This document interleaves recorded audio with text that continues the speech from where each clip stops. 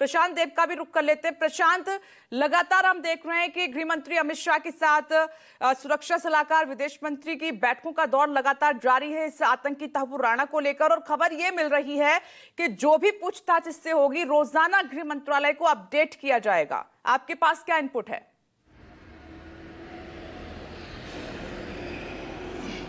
देखिए, गृह मंत्रालय पिक्चर में अभी नहीं, बल्कि जब एक्स्ट्रेडिशन का प्रोसीजर चल रहा था तभी से है। बहुत ही मतलब प्रोफेशनल तरीके से गृह मंत्रालय ने एमईए के साथ में लेकर के उस केस को परसू किया, और पहले दिन से मतलब 2020 से लगातार इसको ट्रैक किया जा रहा था। ये बात सच है कि इस पूरे ऑपरेशन को गृह मंत्रालय के बड़े अधिकारी, यहाँ तक कि खुद गृह मंत्री भी को सारी रिपोर्ट्स दी जा रही हैं, आगे भी दी जाएंगी, और एनएसए इसको पूरी तरीके से सुपरवाइज करेंगे, और जो भी टीमें गठित की गई हैं वो उनसे पूछताछ करेगी।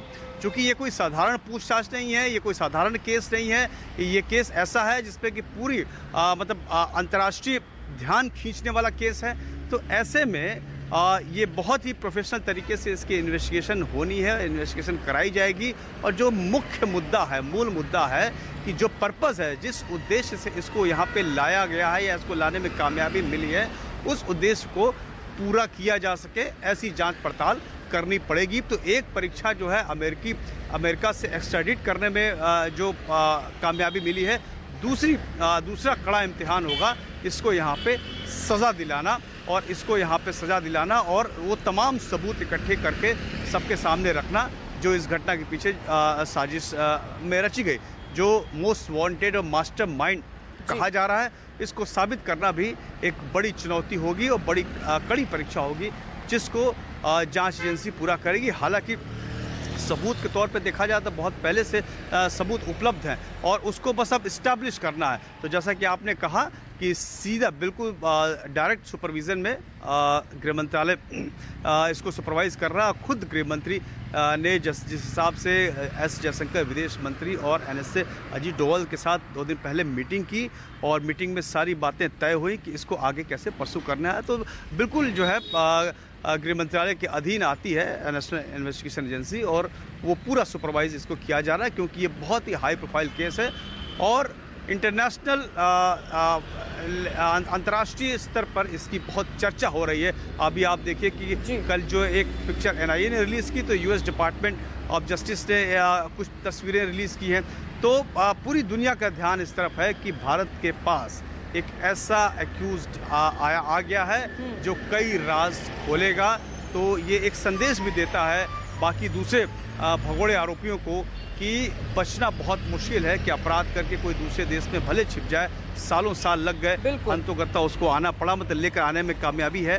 तो ये एक बड़ी बात सामने निकल के आ रही है। तो इससे जांच एजेंसियों को भी बल मिलेगा कि जिस तरीके से ये सफलता मिली है, तो आगे भी बहुत लंबी फहरिस्त है। बिल्कुल बहुत प्रशांत, पॉलिटिक्स आपने भी अब सही उस पर कहा, शुरू भारत होने लगी है। सरकार कई के नामों प्रयास की तारीफ भी हो रही है, और साथ ही खुद गृह मंत्री अमित शाह ने कहा कि कूटनीतिक स्तर पर यह बहुत बड़ी जीत है हमारे लिए।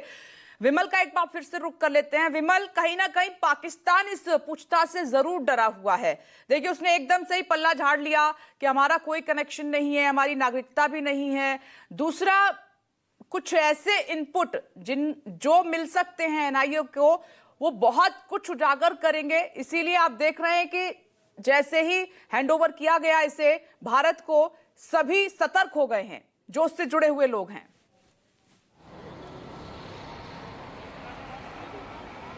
जी बिल्कुल, देखिए इसमें कोई दो राय नहीं है कि तहव्वुर राणा जब मुंह खोलेगा तो सबसे ज़्यादा मुसीबत पाकिस्तान के लिए ही होने वाली है, क्योंकि जो अभी तक भारत लगातार ये कहता रहा है कि जो 26/11 आतंकी हमला था उसमें पाकिस्तान का सीधे इन्वॉल्वमेंट था, उसमें बाकायदा जो आईएसआई है या फिर पाकिस्तानी सेना के मेजर शामिल थे, तो उस बात को बिल्कुल पूरी तरीके से पुख्ता कर देगा तहव्वुर राणा। क्योंकि लगातार चाहे डेविड कोलमैन हेडली हो, वो लगातार संपर्क में था पाकिस्तान के जो मेजर हैं उनसे, मेजर इकबाल हो, साजिद मीर हो, जो आईएसआई से जुड़े हुए हैं, इनसे लगातार संपर्क में था। इसके अलावा जो आतंकी संगठन हैं जिसमें अबू जुंदाल है, जकीउर रहमान लखवी है, उनसे लगातार संपर्क में था। तो लेकिन ये पूरी की पूरी साजिश जो रची गई थी वो आईएसआई और पाकिस्तानी आतंकी संगठन और बाकायदा पाकिस्तानी सेना के तमाम लोग इसमें शामिल थे, तो उनके लिए ज़्यादा मुसीबतें बढ़ेंगी, क्योंकि साफ तौर पर जब तहव्वुर राणा एक एक शख्स का नाम बताएगा और ना सिर्फ उससे जुड़े हुए तमाम चीज़ें डिक्लेयर करेगा, क्योंकि साल 2002 से लेकर साल 2005 तक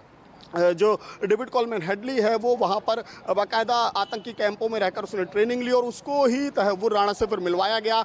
और उसके बाद तहव्वुर राणा ने उसको भारत में उसको एंट्री करवाई बाकायदा बिजनेस वीज़ा के द्वारा, और अलग अलग शहरों में जाकर किस तरीके से हेडली ने तमाम जगहों की रेकी की और कैसे वो लगातार पाकिस्तानी सेना के मेजर से संपर्क में था। तो ये तमाम चीज़ें हैं जिसको लेकर पाकिस्तान की सबसे ज़्यादा जो है वो मुश्किलें बढ़ सकती हैं, और शायद यही वजह है कि पाकिस्तान की तरफ से जैसे ही तहव्वुर राणा को भारत को सौंपा गया उसके बाद उन्होंने सीधा उससे पल्ला झाड़ लिया और कहा कि वो अमेरिकी नागरिक था, वो सालों से वहीं रह रहा है, उसका पाकिस्तान से कोई लेना देना नहीं है। लेकिन ये साफ तौर पर पहले से ही जाहिर है, तमाम एजेंसियों के पास इसके जुड़े सबूत भी है कि किस तरीके से तहव्वुर राणा अमेरिका में बैठकर बाकायदा आईएसआई से संपर्क में था, पाकिस्तानी जो सेना है उनसे संपर्क में था, जो आतंकी संगठन है उनसे संपर्क में था, और उनके बीच में जो हेडली है उसको लगातार वहाँ से निर्देश मिल रहे थे, और वो यहाँ पर कैसे बाकायदा हमले से कुछ महीने पहले तक भी यहाँ पर था, और तहव्वुर राणा खुद जो है 8 से 21 तारीख तक यहाँ पर था, और उसके बाद 26 तारीख को अटैक होता है। तो ये तमाम चीज़ें हैं जिसको लेकर कई महत्वपूर्ण खुलासे तहव्वुर राणा कर सकता है, ना सिर्फ पाकिस्तान के जो तमाम लोग हैं, चाहे आईएसआई से जुड़े हों, चाहे सेना से जुड़े हों या जो आतंकी संगठन है, बल्कि भारत में भी उनके कौन कौन स्लीपर सेल हैं, कौन कौन उनके जो ऐसे लोग हैं जो उनको सहयोग करते हैं, फाइनेंशियल सपोर्ट करते हैं। तो तमाम चीज़ें हैं जिसको लेकर एनआईए कड़ी दर कड़ी जो है वो जोड़ेगी, और लगातार पूछताछ में तमाम नाम सामने आ सकते हैं, जिसको लेकर आने वाले दिनों में पाकिस्तान को और ज़्यादा मुश्किलों का सामना करना पड़ सकता है।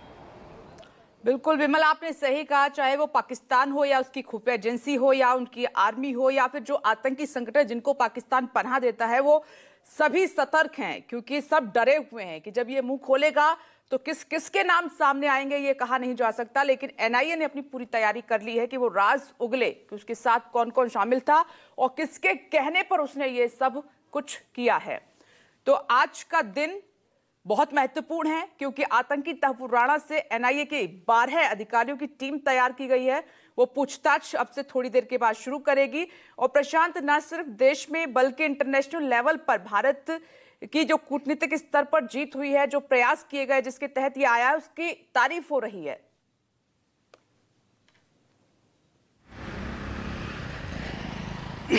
देखिए, बिल्कुल ठीक बात है कि कूटनीतिक बड़ी सफलता है, इसमें कहीं दो राय नहीं है। लेकिन एक आम सवाल मन में ये भी उठता है कि जब तहव्वुर राणा आरोपी है और उसको लाया गया, तो डेविड कोलमैन हेडली को भी भारत आना चाहिए, उससे भी पूछताछ होनी चाहिए।